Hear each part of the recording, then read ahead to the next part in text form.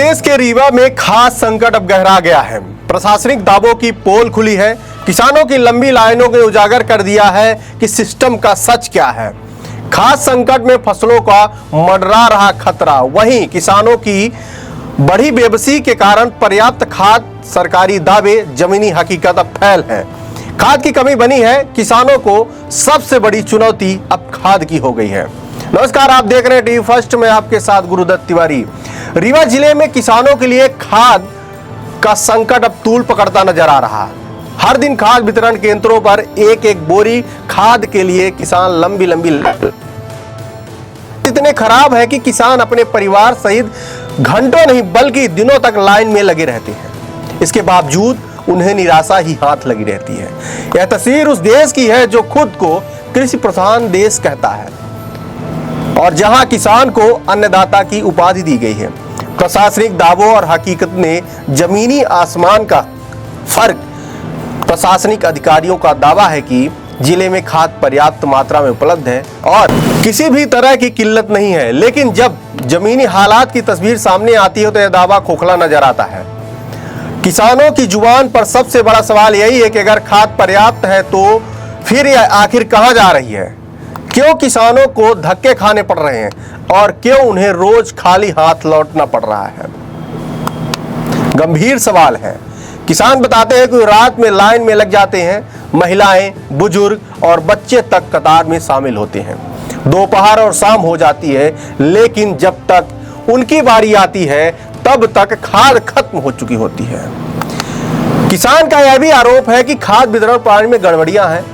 खेती पर संकट की आड़, खाद की कमी का सीधा असर किसानों की फसलों पर पड़ रहा है। समय पर खाद नहीं मिलने से मजबूर कमजोर हो रही हैं। अगर यही हाल रहा तो उत्पादन पर बड़ा संकट खड़ा हो सकता है, जिसका असर सिर्फ किसानों पर ही नहीं बल्कि आम जनता पर भी पड़ेगा। खाद संकट सीधे तौर पर अन्य संकट का रूप ले सकता है। अगर खाद वाकई पर्याप्त मात्रा में किसानों को उपलब्ध नहीं कराए तो ये गंभीर संकट खड़ा हो सकता है। अगर पर्याप्त मात्रा नहीं है तो बार बार झूठे दावे क्यों किए जा रहे हैं? प्रशासन शासन की ओर से यह दावा क्यों किया जा रहा है कि खाद पर्याप्त मात्रा में है, लेकिन अभी भी लंबी लाइनें लगी हैं, टोकन वितरण हो रहे हैं, उसके बावजूद भी किसानों को एक बोरी खाद नहीं मिल रही है। ये मध्य प्रदेश मोहन सरकार के हालात हैं। किसान बेबस है, मजबूर है, लाचार है। और ये एक तरफ कृषि प्रधान देश जहां किसानों को अन्नदाता कहा जाता है। ये वही अन्नदाता है जिसमें आपका पेट और आपके मुंह में निवाला जाता है, तब आपका पेट भरता है और आप अन्न को ग्रहण करते हैं। लेकिन वही किसान आज बेबस है, लाचार है, हालत गंभीर है। इस पर आपकी क्या राय है? कमेंट बॉक्स पर जरूर बताएं।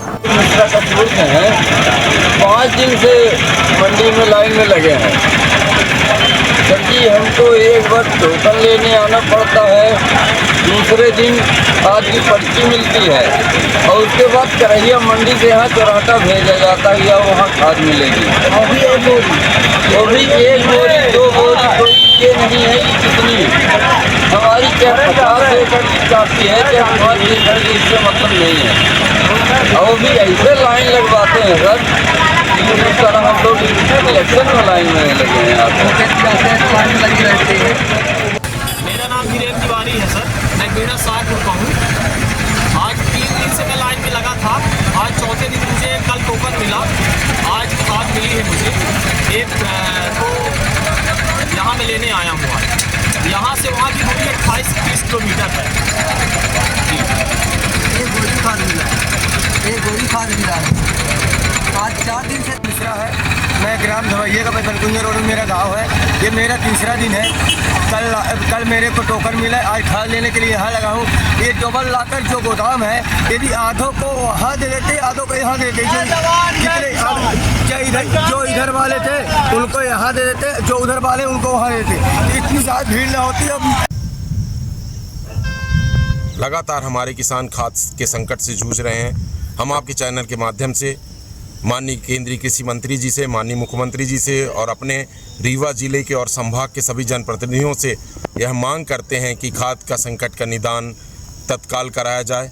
लगातार आप सोच सकते हैं कि धान की खेती और सभी खेती कितनी मेहनत मशक्क़त की होती हैं, और धान की खेती में खासकर किसान पहले रोपा डालते हैं, उसके बाद फिर लेव लगाते हैं, फिर लेव लगाने के बाद फसलें तैयार होती हैं। फसलों को समय से खाद न मिले किसानों को कितनी पीड़ा होती होगी, जिनका जीवन निर्वाह का संसाधन कृषि है, बच्चों को पढ़ाना है, रोज़मर्रा के काम चलाना है, खेती में जीना है और खेती से ही उनको अपने सारी ज़रूरतों को भी पूरा करने के लिए प्रयास करने हैं। लगातार अभाव में और संकटों से किसान वैसे भी जूझता रहता है। प्राकृतिक संकट और आसमानी एवं सुल्तानी संकट दोनों से जूझता हुए भी किसान लगातार अपने देश को खाद्यान्न में भरपूर उत्पादन करके देता है, निर्यात के काबिल बनाता है और अपने देश को सशक्त बनाने में लगातार जी तोड़ के मेहनत करता है।